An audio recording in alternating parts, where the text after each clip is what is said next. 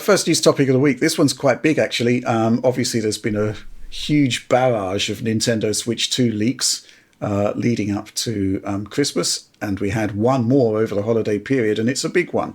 There were photographs released that look suspiciously like a fully authentic Switch 2 motherboard. Now, we've obviously seen this before, but this time it's fully populated with chips, memory ICs, everything, the SoC primarily.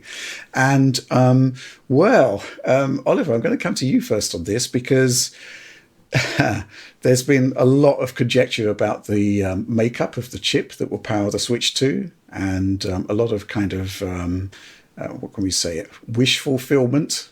People kind of like hoping for best of the best technology.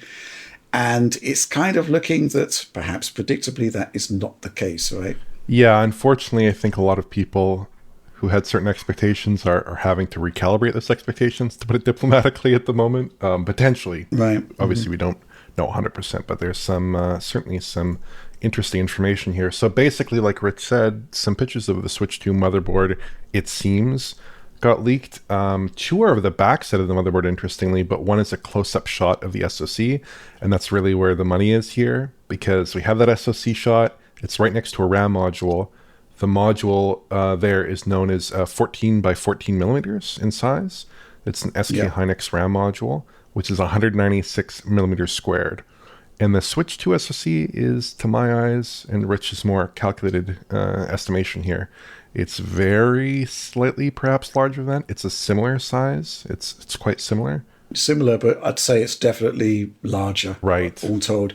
It's really sort of frustrating because we've got a nice shot of the back of the motherboard that's literally like face down and, you know, fully square.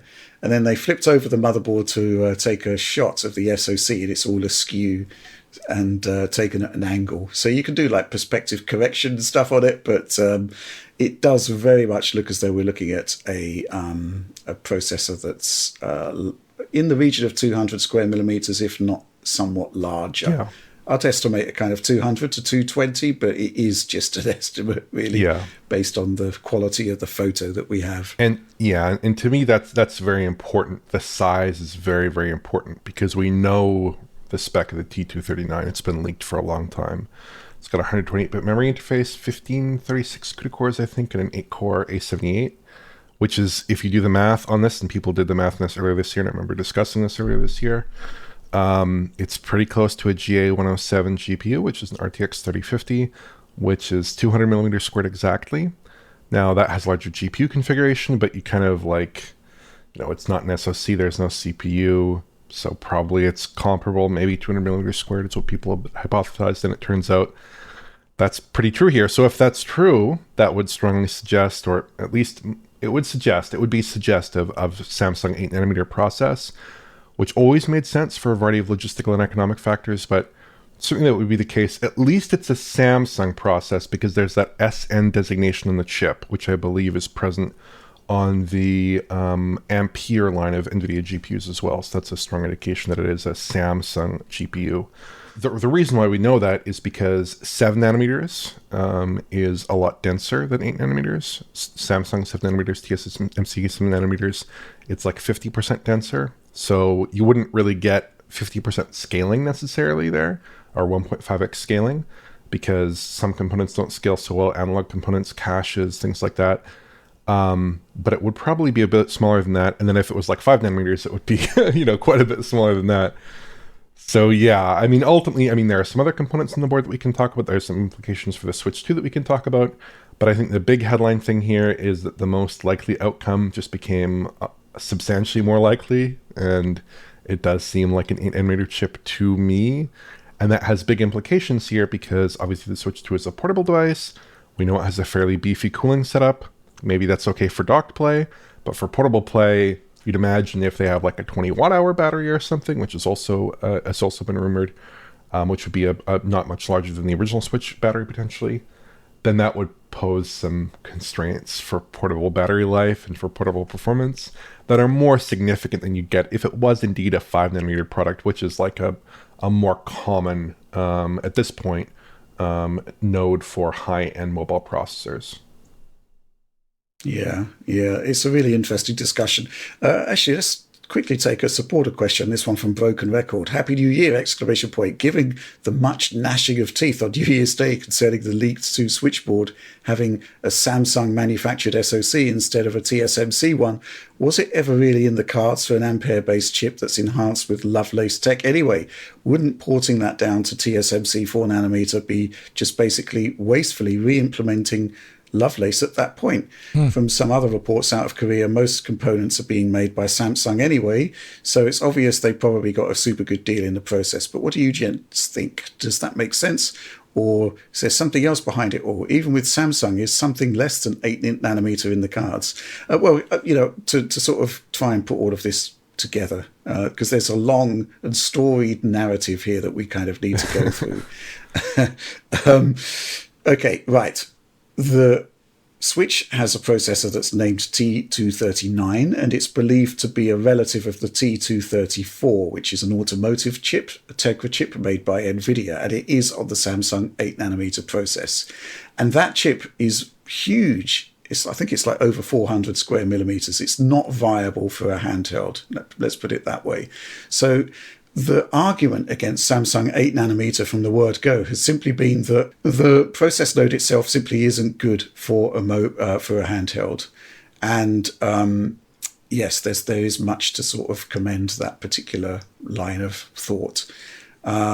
And it certainly is, based on what we're seeing on that board, a larger chip. Let's consider this: the 7nm version of the Steam Deck's APU is 162, 163 square millimeters, and that came out years ago. And it's a smaller chip than what's in the Switch 2. I think that's pretty straightforward. That's can't really be denied. The idea that T239 is an offshoot of T234 also sort of gives credence to the fact that it's another Samsung 8nm product. The thing that really has sealed it to me from day one is that the Ampere architecture was designed for 2 nodes. It was designed for Samsung 8nm, and it was designed for, I think, TSMC 7nm for the enterprise products. So there's been a lot of really good arguments put forward that the Switch 2 should actually be using TSMC 4nm. The problem being, why would you use the Ampere architecture? You would use Ada Lovelace, right? You wouldn't. Why would you go to all of the bother of porting over Ampere to a 4nm process when you've already got an architecture built for 4nm? It doesn't make sense. So with that in mind, and the fact that the chip is saying that it's, literally a Samsung product, what can I say? The evidence is weighted more towards Samsung 8nm. I mean, that's the bottom line. It's not TSMC. Therefore it's not TSMC 7nm. Therefore, why would you use Ampere for anything else? It doesn't really make sense. So that's kind of where I am at it. There is no guarantee at the moment that it is actually Samsung 8nm, but the evidence is weighing more towards that. There's been some conjecture that it's possibly Samsung 5nm, which you can't rule out. But again, why would you port Ampere to that? It's kind of weird. It doesn't really make sense. So the reasons why people have always sort of rallied against 8nm is that it's not particularly power efficient. However, it is cheap. The power efficiency side of things means that in order to get good performance, or rather good battery life, you're going to have to lower the clocks very, very low. The one thing I will say about this is that all of the sort of power measurements that have been put forward to sort of rubbish 8nm as a concept have been based on a power calculator for the T234. And that chip is like ginormous. I'd imagine that even if stuff is like powered down on the chip, it's still going to be there's still going to be quite a high power draw required just because the chip is large. That's kind of where things are at the moment. What I will say though is that my sources say that although T239 is mooted as an offshoot of T234. They were designed by separate teams, and pretty much the only thing they've got in common is the Ampere architecture. The CPU is different. There's a file decompression block for the console, which is kind of required for fast loading and fast asset management. So it's actually a very different product. It's not really a cut down T234. And if it was designed from scratch for the 8 nanometer process, you've kind of got to understand that the NVIDIA engineers probably know what they're doing. They would have designed the product for that process. They would have had specific power efficiency goals in mind. And we can see, I think, as Oliver just pointed out, the cavity for the battery is actually very, very small. So it's not like, an Asus ROG Ally X or even a Steam Deck OLED. The battery isn't like colossal. It's actually seemingly quite small. So if it is like a 20 watt hour battery, then, just to get 2 hours of play, it's got all system components need to run at 10 watts max. So, that is going to be challenging for 8 nanometer, but obviously the designers would have known that going in. They would have been given that objective. So, all I can really say is that if it is an 8 nanometer product, let's not sort of completely write it off until we actually see it, right? Mm-hmm. I remember going back to when we reported the clock speeds for the Tegra X1 Switch 1. There was basically, oh God, this is a disaster. It's going to be rubbish. And lo and behold, the system's gone on to sell 150 million units. Mm-hmm. So, we've got to kind of wait for the product to see, what it's actually doing. And I think it's actually going to do really, really well. So that's kind of, also answers this question from Spodlude. Hey chaps, exclamation point. People on Reddit are saying the motherboard image leak for the Switch 2 confirms Samsung 8 nanometer. I'm just a simple peasant. Could you please explain the apparent outrage about it being the worst node ever? I thought a node was part of one's lymphatic system. And last time I checked, none of mine were made by Samsung. I think I've pretty much explained there why. It's basically from a legacy perspective, 8 nanometer hasn't been proven to be particularly power efficient. I think the other evidence, which I think again you pointed out, Oliver, is that the cooling system seems to be significantly meaty, which does suggest there'll be a wider gulf between handheld and docked play. I think as I said, we just have to wait to see what the product's like. Have you got any final thoughts on the node there, Oliver? No, I mean, there are some things that could make it even more likely to be Samsung 8 nanometer. Like, obviously, Nintendo is very interested in low-cost products.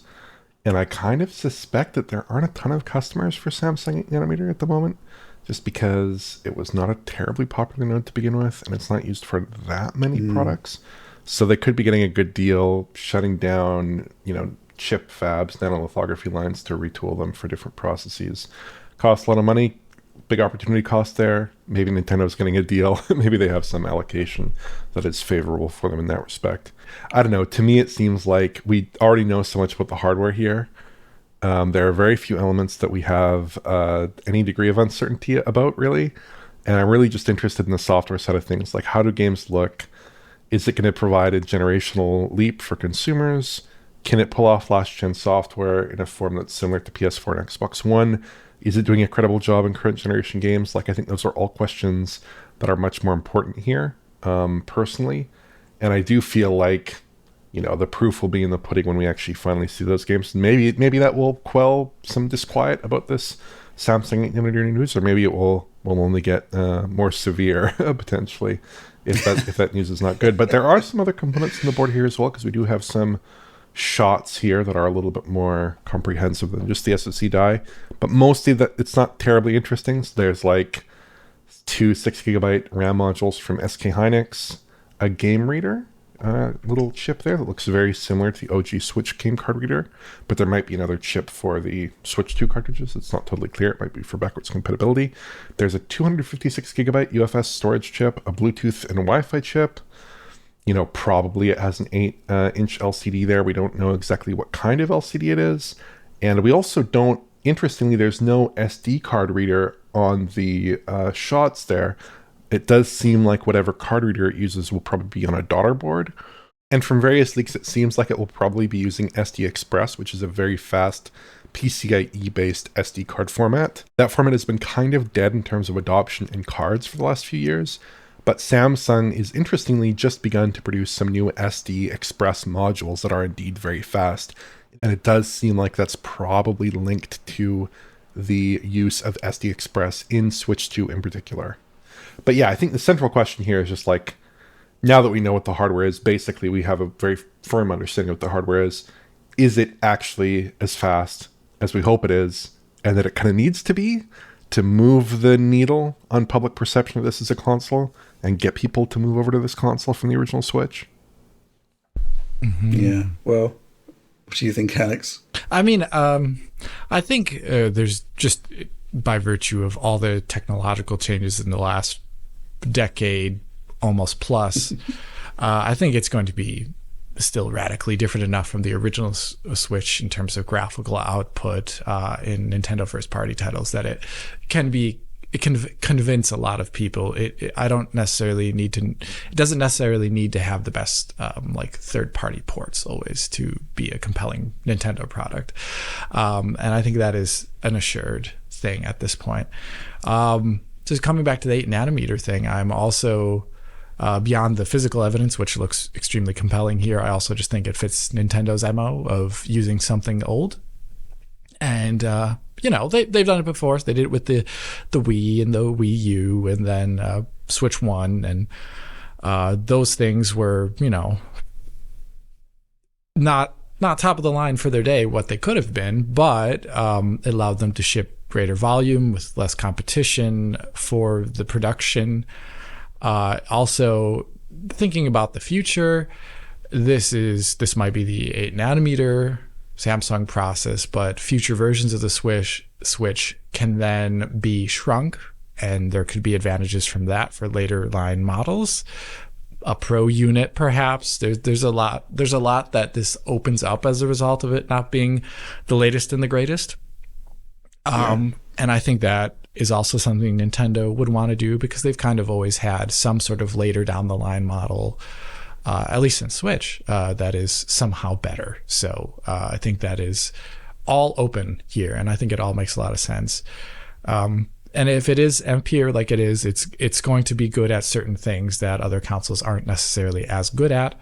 So it has its own competitive advantage, especially when you look at things like the Steam Deck or the ROG Ally, which beyond the whole OS differences there, they don't have access to good machine learning in a way that's usable for games, or the ray tracing's there, but it probably won't be as good as NVIDIA stuff. So it has its own large competitive advantage in its own field, regardless of 8nm. So people don't need to freak out about it so much, but there's something to be said about the fact that it'll probably be pretty low power in its handheld mode. Mm-hmm. Yeah. There's been a lot of discussion this week about the potential performance of the Switch 2, and I've kind of been sat back sort of biting my lip about some of the things that are being said. There's basically a kind of narrative forms online, and then everyone runs with it, and it becomes kind of established fact. Even though there is no actual basis for it whatsoever. And what I'm seeing over the holiday period was this sort of idea that the Switch 2 is going to be, when docked, as powerful as a PS4 Pro. And I've no idea how this came about because it makes no sense whatsoever. Possibly it's down to teraflop numbers, which again is, Mark Cerny's kind of eloquently stated that teraflops numbers just don't make sense anymore. They're just irrelevant. And, maybe a Switch 2 could have 4 teraflops of GPU compute, but the actual manifestation of that performance in gaming will be very, very different. I mean, the ROG Ally has 8 teraflops of GPU compute, for example. It's nowhere near a PS4 Pro in terms of like raw raster capabilities. So, basically, what can I say? I'll tell you what I'm expecting. I'm expecting a lot of PS4 ports, and those ports will be running at a lower resolution than the PlayStation 4 version internally, but that won't matter primarily because you've got DLSS to kind of upscale back to a decent resolution. If you look back to the projections I made using an RTX 2050, it was able to do like Death Stranding at native 720p, 30 frames per second, but actually outputting at 1440p versus using DLSS. So, that isn't PS4 Pro levels of performance, but it doesn't really matter because the output is still going to look really, really good. Honestly, I think we probably will see Death Stranding. I think we'll see a lot of PS4 games appearing on Switch 2 because it's in that kind of ballpark in terms of what it's capable of doing, especially with DLSS factored into the equation. We've also had, of course, those comments from Activision, from Bobby Kotick back in the day, that it is kind of like a PS4 class device. Where things will actually get really interesting is how it is essentially a much more modern chip, however, with ray tracing features, with machine learning features, and therefore, similar to what happened with, the Switch 1, ballpark performance similar to like Xbox 360, but you actually got a lot more out of it because it was a more modern architecture. Yeah. Supported modern APIs, that kind of thing. Oliver, what do you think about this? I mean, PS4 Pro, I guess maybe people are still hoping for like a 4K-like output. Yeah. I don't see it. It does remind me a little bit, I remember, because I was guilty of this myself at the time, of reading threads about the Nintendo Revolution in like 2006. Oh. And how, they have parallax mapping, they have bump mapping, they have something special that's going to take it above and beyond the Xbox 360, and it's going to be a really special device in that respect. But no, I don't think it'll be as powerful as a PS4 Pro. I don't think it'll be quite there. I think ultimately, like, it will be probably a system that's more comparable to I would assume a base last generation console. And I would also think that the way that it's going to be deployed is going to look very different to any of the last generation consoles or current generation consoles in terms of the upscaling technology that's used, in terms of the kinds of machine learning technologies that might be deployed in the device, in terms of the internal resolutions of those games, they'll all look very different. So I wouldn't really be too keen to necessarily draw direct comparisons to any particular piece of hardware there. But I think a lot is just going to depend on how good is DLSS here, operating from very low resolutions, upscaling content. We know it can be very good in PC, but is it a little bit lighter on the Switch? Because we know that DLSS is a fairly demanding process on this kind of variety of hardware here. And I think ultimately, if as a 1080p screen and a 4K output docked, I would expect that in a lot of cases you're going to be temporally upsampling to something that's lower than those resolutions, and that you're going to be upscaling from there, a naive upscale from there, like a bilinear Langshore subscale.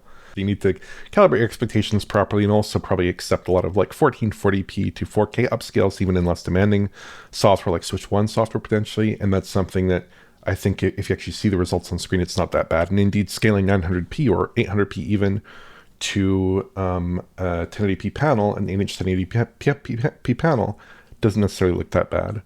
So yeah, I would really just caution here. I think it's nice they probably will have high resolution output support for those lower spec games, especially if they do have some specially optimized version of DLSS that can, let's say, upscale to 1440p or 4K in a manageable amount of time for this hardware. That's really a central question here. But I would pour cold water on the idea that this is going to be pulling off Red Dead Redemption 2 at 1440p 60 or something. It's we need to be measured about this stuff. I don't think it's going to be quite there. No. That would be awesome. Yeah, I think the other thing to bear in mind is PS4 Pro is on 16 nanometer was drawing, I think it was maximum 170 watts from the wall.